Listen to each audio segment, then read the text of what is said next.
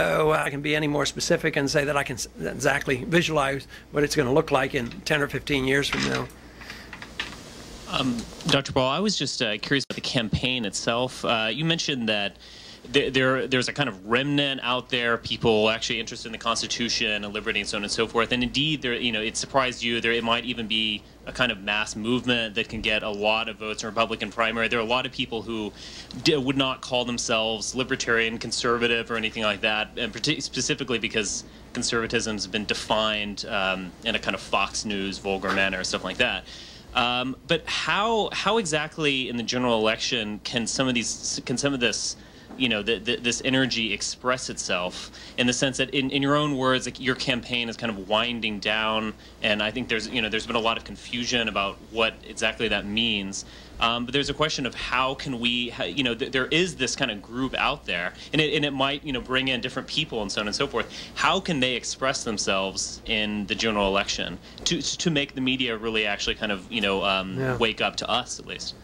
Well, one thing for sure, they won't get marching orders from one individual and say, well, this is what we're going to do, and tomorrow these are your marching orders, and this is what we're all going to do.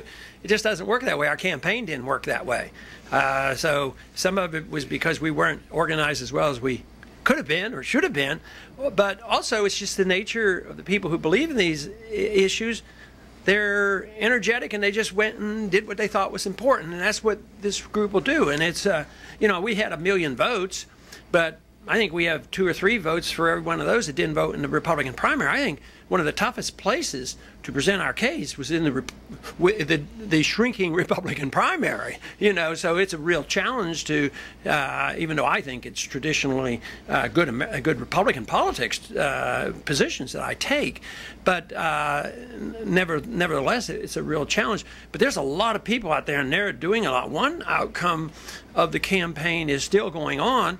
And that is, like yesterday, there was somebody that was running for Congress. Matter of fact, he's also a doctor that graduated from Duke, and he won. Dr. Loughton. He won with 70%. But he is really, really into this and very dedicated, and he was also a businessman and very successful. So there's a lot of that going on, and a lot of activity in local politics, and a lot of them working in the Republican Party. But there's some that don't want to work in the Republican Party. They might work in the Constitutional Party. They might work in the Libertarian Party. But everybody, has a job, but it's not always going to be the same. But I will have some responsibility, to try to do what I think you suggest, keep people energized and together and know what the goals are. That's the purpose of the book, and sort of to galvanize people. And I don't have a concrete plan. I have some ideas, but between now and September, we're going to be doing some events. We're going to have one rally here in Washington. I think it's July 12th that we hope there's a good turnout. We're not actually managing that. Somebody else is, but we haven't discouraged them from doing it. And then also we will probably have a pretty good gathering in Minneapolis, and we will continue that way. But then I have to have a more precise program, which we will come up with to make sure that people can stay interested and get information. I've always been convinced that long-term, probably education is more important than politics. I've never had much trust or faith in politicians. I think somebody said, well, you better watch out. You're one of those, don't you think? No, but I think education is very important. I've had an education foundation since 1976, and I may well be using that to continue to promote these views. Yes, Dr. Paul. I have a tough but hopefully not nasty question. I'm a big supporter of yours, and I'm also on your Foreign Policy Advisory Board. Up until Woodrow Wilson, the Democratic Party had a claim to be the party of smaller government. The Republican Party has probably only been the party of smaller government during the Harding and Coolidge administrations, as far as I can tell. Now we have 2 big government parties. If you're going to lead a movement, do you think that continued affiliation with the Republican Party would be a detriment? Not if we're successful. If we're successful and there's enough people come in and they're comfortable and they are able to influence the party, I don't know what the results will be. Maybe there will be some Republicans that will say, hey, how did we go astray? And maybe they'll wake up and decide, well, we went astray because we didn't follow our own platform. You know, Ronald Reagan, preached less government, get rid of the Department of Education, Department of Energy. Of course, we ended up with more deficits, and a foreign policy that wasn't quite like what we're talking about. So, but if this message grows and there's a large enough number of people and they do make these choices to work within the Republican Party, there could be a significant influence, in our direction. But if somebody would say, I don't think that's possible. I've given up on them. I'm going to go back to writing books, and I'm going to go back to, just dealing in policy and in education. I wouldn't argue with them there. If somebody else said, no, I'm going to work in the Constitution Party or the Libertarian Party, I wouldn't argue with that either. I think it's what people are comfortable with. But I know that, only time's going to answer that question on whether there will be any success in nudging the Republicans over or back to where they were supposed to be. But that probably depends on, their analysis and finally they figure out why they're losing elections. Right now they're thinking they're losing elections because they're not like Democrats. And the worse they get, the more they act like Democrats.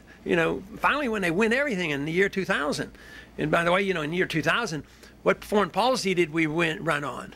We were critical of Clinton, for nation building and policing the world.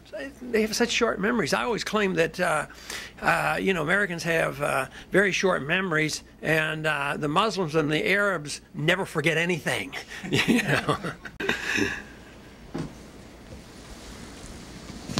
Congressman, my name is George Krasno, and I'm president of Russia-America Goodwill Association. It's an organization of American citizens, I might say the patriotic American citizens for friendship with Russia. And many of our members are inspired by Ronald Reagan.